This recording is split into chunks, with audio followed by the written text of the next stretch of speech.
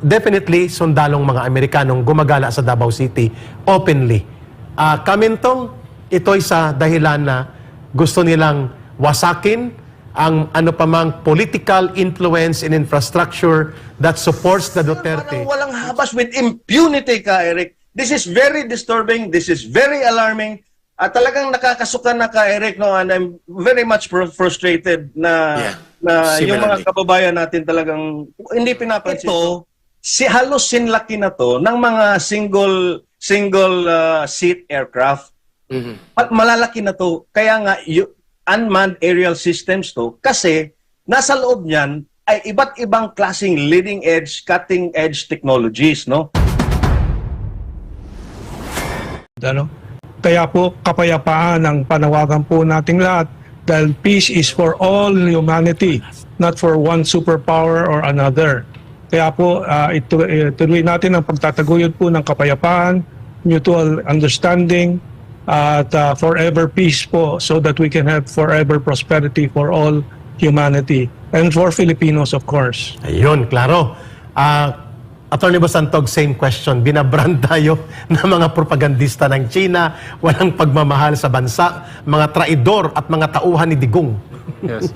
Unang-una, just because we are anti-war, that we are anti-Filipino. Yun. Just because we are anti-war, that we are willing to sacrifice our sovereign rights and sovereignty over the territories that we have claims. No? We are anti-war because we are pro-Filipino. Kasi you have to explain, dyan ako nagpapasalamat sa Coalition Against GEAR at may nagsasala, you have to explain to the parents, to the Filipino parents, why their children have to die in a war. Yun. Is it for the Philippine government? Is it for the freedom of the Filipinos? Or is it for the presence of the American government in the Indo-Pacific region? Because I believe that the Filipinos, through history, have proven that they are willing to die for their country. But yung ginagawa mo ngayon, you are saying that they should also be willing to die for the United States of America. Klaro. Masasabihin nila na tayo ay binabayaran? Or mga total ni Digong. Which means also na yung nagsasalita for the United States are binabayaran ng United States. We only speak for the Filipino people. Whether that statements against China, against US, let it be. Wala tayong pakialam dyan. But we will speak for the Filipino people. Yeah. At yun ang motivation natin. Yung sinasabi ni Kamintong na pagmamahal ng totoo sa sangkatauhan ay pagmamahal din sa kapwa mo, taong bayan. Kamintong, hindi po namin palalagpasin ito na hindi po kayo makuhanan ng opinion sapagkat may isang ulat po kahapon na pumasok. Sa Davao City, hindi lang po, please Kamintong, with your indulgence, hindi lang po special attack force ang pumunta ng mga combat troops ng PNP. Lumilipad po ang military-grade drones. Araw, gabi, lalo na sa gabi, sa maraming area ng Davao City. At itong mga military-grade drones ay ginamit na at ginagamit sa giyera sa Afghanistan, sa giyera sa Middle East, sa Iran, sa pagbomba kay General Sulaiman, military-grade Reaper drones na kayang magbitbit ng bomba at teknolohiya para sa paghigop ng mga image, voice, and audio, and among other surveillance operations na ginagamit ng Amerika. At may mga puti na mga operatiba na mga definitely sundalong mga Amerikanong gumagala sa Davao City openly. Kamintong, ito'y sa dahilan na gusto nilang wasakin ang ano pa mang political influence and infrastructure that supports the Duterte, which serves now, lalo na si Pangulong Duterte, including ang kanyang mga kaibigan like si Pastor Kibuloy, ang Kingdom of Jesus Christ, at ang SMNI na nagre-refuse na lunukin po ang ganitong kalagayang hindi tayo pwedeng magsalita at dapat manahimik na lamang tayo. Kamintong, your reaction to this. Ay, mayroon palang ulat muna. Well, Kamintong, may brief lang na ulat. Please, I'm sorry, nakalimutan ko. Nakasalang Sige, pong go ulat ahead. talakayan and then ikaw pong mauna. Ang nangyayari ngayon, parang walang habas with impunity ka, Eric. This is very disturbing. This is very alarming. At talagang nakakasukan na ka, Eric, no? And I'm very much frustrated na yung mga kababayan natin talagang hindi pinapansin to. Ito ang naging reaksyon ng political commentator na si Ibi Hugalbot sa kasalukuyang kaganapan sa Davao City dahil sa unti-unting pagdami ng mga Amerikanong sundalo sa lungsod. Napansin ng ilang netizens ang pagdami ng mga Amerikanong sundalo, gayong wala namang daw EDCA sites sa Davao City. Ayon kay Hugalbot, nakakabahala ito dahil sa mga nangyayari ngayon sa naturang lungsod. Noong Hunyo 10 nang sapilitang nilusop at pinasok ng mga kapulisan ang mga religious compound ng The Kingdom of Jesus Christ, bitbit ang matataas na kalibre ng baril at elite forces para isilbi ang warrant of arrest laban kay Pastor Polo C. Kibuloy na may kinakaharap ding kaso sa Estados Unidos. Aniya, posibleng hindi lamang rendition o pagkidnap sa butihing pastor ang pakay ng pagdami ng Amerikanong sundalo sa syudad. I would even venture to say this in public, no?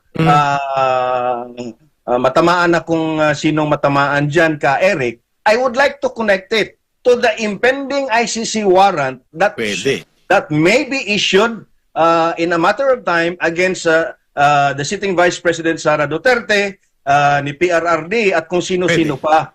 So, kasi why would the US government send their special forces? Binigyan linaw rin ni Hugalbot na di pangkaraniwang UAV drone o unmanned aerial vehicle ang ginagamit sa airspace ng Davao City, partikular na sa mga KOJC compound na siyang nagpapatibay sa tumitinding operasyon ng Estados Unidos sa lungsod. Ito ay ang Reaper drone, no? M9A Reaper drone. Ito, halos sinlaki na to ng mga single seat aircraft. At malalaki na to, kaya nga unmanned aerial systems to, kasi nasa loob niyan ay iba't ibang klaseng leading edge, cutting edge technologies, no? From surveillance, imaging, audio capture, and everything else, no? But to connect it to the foreign intervention ka, Eric, etong mga drones na to are highly classified. At ang mga operators niyan are highly trained.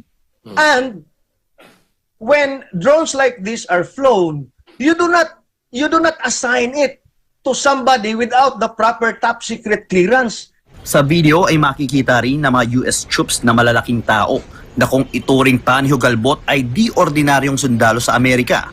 Bagkos ito raw yung mga uri ng sundalong ginagamit sa mga classified operations ng Navy SEAL. US troops, and these are not just ordinary troops. Yes. Yung ordinary serviceman ng Amerika, hindi mo mapapansin yung laki ng katawan, yung mga ano. These are images of people that I think are from Navy either SEAL. the Green Beret or the US Navy SEALs. Navy Now, the SEALs. US Navy SEALs are actually the ones who are in charge of these drones. These drones have been used in the drone attacks in Pakistan, in the Iran. drone attack in Iran, where it killed a senior military official during the presidency of Donald Trump. Si General Sulaiman. Yes, exactly. So, bakit nandito yan sa Pilipinas? Bakit nandyan yan sa Davao? Para kay Hugalbot, labag sa batas sa mga ginagawang panghihimasok ng mga sundalong Amerikano sa Davao City. It's not just unlawful. It is unconstitutional. It is undermining the sovereignty of the Philippines. Good This is actually an impeachable offense. If you look at the provisions on impeachment, it is the betrayal of public trust na to, ka, Eric. Letting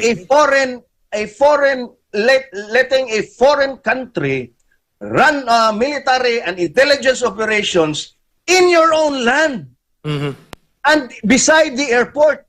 Para sa Diyos at Kamentong, sorry na hold namin ng ilang oras Yes. mo. Please make a very important commentary as an anti-war advocate and crusader for peace. Well, at lumalabas na malinaw na po na tayo ay tinuturing na enemy of the United States dito sa ginagawa po ng mga Amerikano dito sa ating bansa, particular po dyan sa Davao. They are trampling over our independence and sovereignty. Kaya po walang issue dyan sa South China Sea. Ang real issue ngayon is American imperialism, American fascism. Now tayo ay ginagawa tulad ng ginagawa nila sa Ukraine. Sila ay nagde-develop po ng isang faction sa military na fascistic po, which will take control of the country at some point. And tulad sa Ukraine, completely control the operations of the country and dedicate it to the war against China. which will destroy our country. So we have to stop it before it goes further. And the people can stop it by becoming united on this anti-war campaign. Yun, klaro. Kamintong, wait lang mag-rejoinder lang si Atty. Marlon, then we can let you go kasi pag-uusapan din namin ang nangyaring brutal assault ng PNP sa Kingdom of Jesus Christ sa mga inosenteng civilian and sa places of worships doon sa Davao City.